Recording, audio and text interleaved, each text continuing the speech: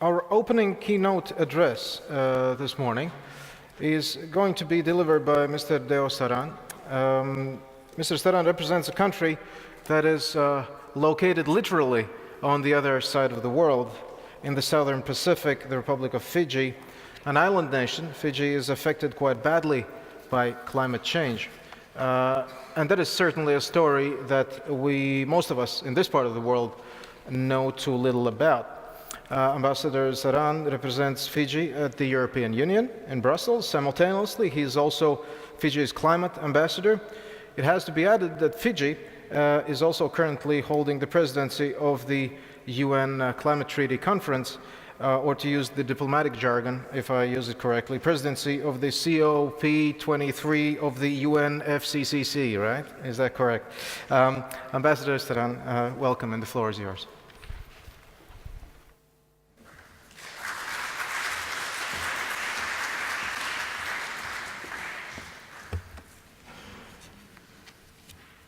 Thank you. Bulavinaka and very good morning. I would like to thank the Latvian government for the wonderful organization of this conference and also the warm hospitality that is accorded to me since I have been here. I would also like to commend the Baltic Estate for the good work and the leadership in the area of climate change. In my presentation, I will tell you about the Agency of the Low Carbon and Climate Resilient Development from the Pacific perspective. I'll then move on to the expectations of the Fijian presidency of the outcomes for the COP23, and then move on to the low greenhouse gas emissions and resilient strategies and how ambition is creating opportunities in Fiji. Fiji is a proud and honored to be the first small island state to preside over the Climate Change Summit. As we already know, small island nations are living on the front lines of climate change. We are already losing land, homes, infrastructure, and loved ones. Climate change is practically affecting every aspect of our lives. Our people need to move to higher grounds, abandon their spiritual sanctuaries, and completely change their lifestyle and the way they earn money. In simple words, displaced fishermen are now forced to become farmers. The expectations that there are about 2 million people in the Pacific will need to be displaced during climate change by the mid-century.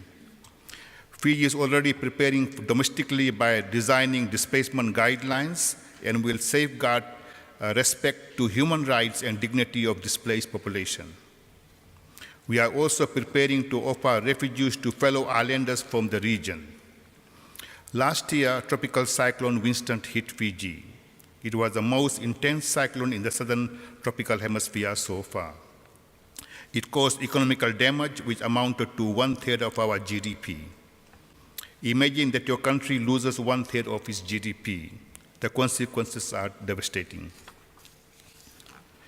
Climate-induced displacement is making us even more vulnerable, and the whole existence is threatened. Allow me to now, ladies and gentlemen, move on to our expectations for COP23. You will understand well why, on behalf of fellow small island states, we have a moral obligation to bring a sense of agency into the UNFCCC process.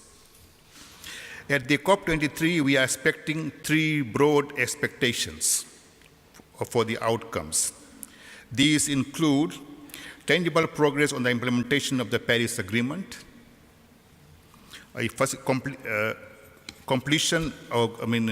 leading towards the facilitative dialogue, progress on arbitration and on loss and damage,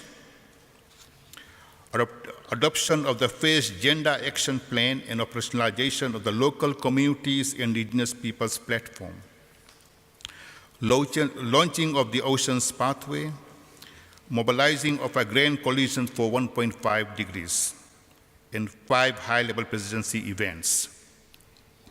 What was supposed to be a working COP is now also to to reinstate the global commitment for the vision of the Paris Agreement. At COP23, we will need tangible progress on the implementation of the Paris Agreement. We want to come to as close as possible to a draft text and provide guidance, which will provide certainty to the world that we are progressing in the right speed and in the right direction towards delivering a package of decisions comprising the implementation guidelines for the Paris Agreement in 2018.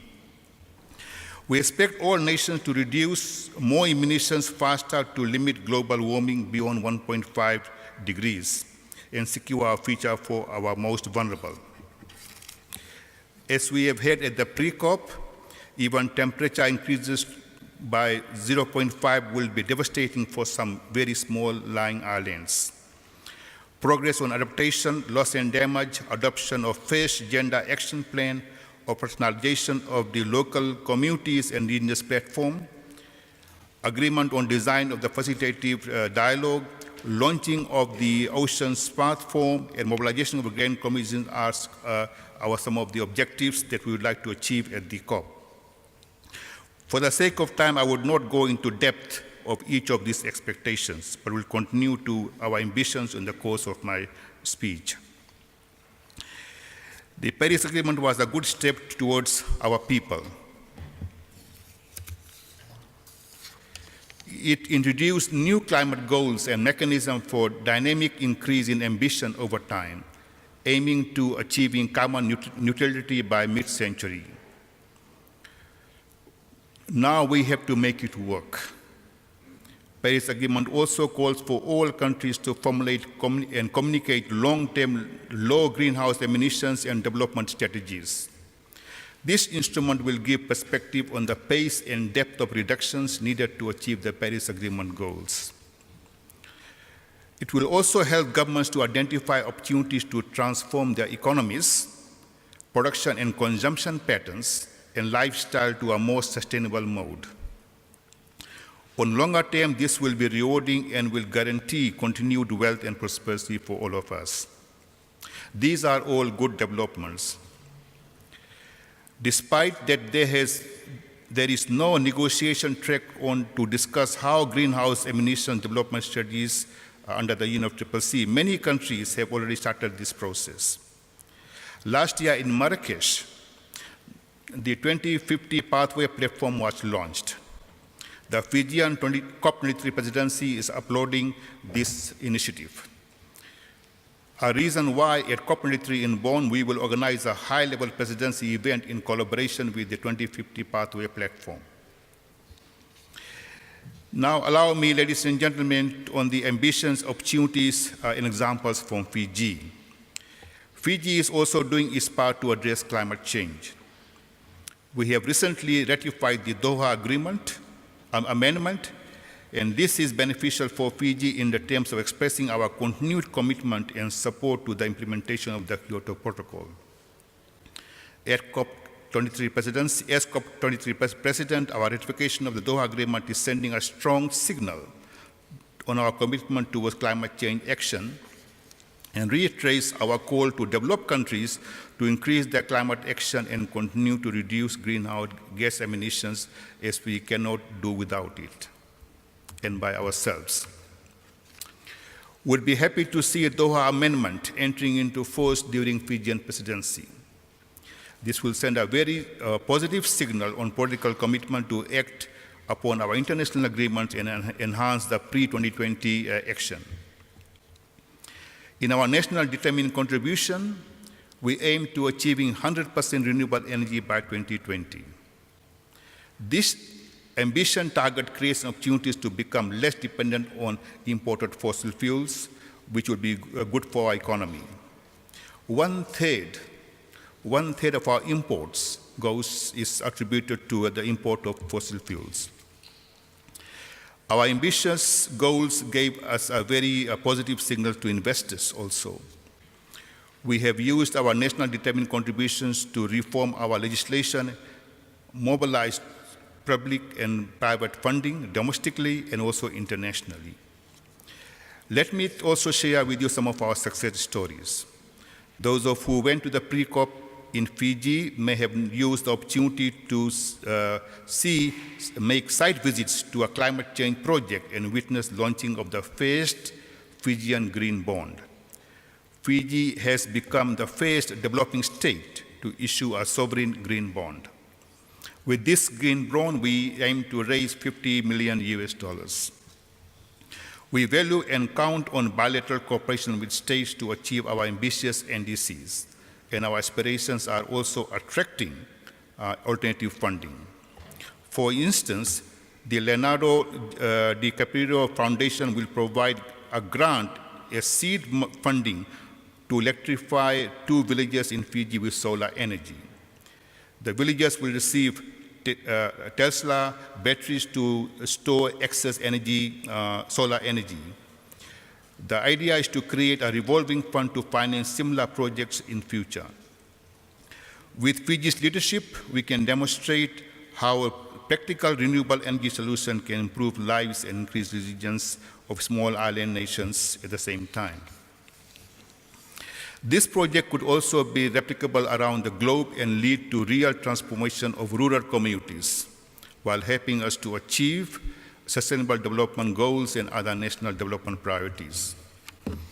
Our Prime Minister and President of COP23, Frank Bainimarama, said about this initiative that it is a shining example of grand coalition that we are mobilizing to address the challenge and climate change by working with the leaders across the board and from all walks of life, governments at all levels, the private sector, foundations, and civil society.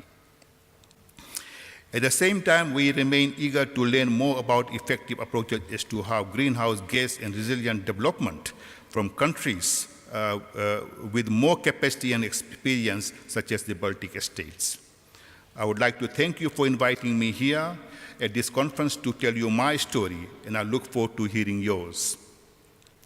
The Fijian presidency counts on your continued support to make COP23 a success and on our long-term cooperation on climate change. We hope to hear your success stories at the COP23 and action agenda at the high-level segment, and next year under the facilitative dialogue, we would like to launch the COP23 and finalize in COP24. Let me allow to just briefly give you a concept and idea of our concept of talanoa. Talanoa is a specific way of addressing issues through stories, sharing stories in a constructive and positive way without shaming or blaming or finger pointing. This storytelling is with a purpose. It aims to arrive at solutions in a collective good. We really hope that the outcome of the Talanoa dialogue next year will lead into enhanced NDCs and increased ambition to achieve 1.5 degrees goal of the Paris Agreement. I thank you for your attention and look forward for your cooperation to a very successful COP23. Vinaka Vakalevu.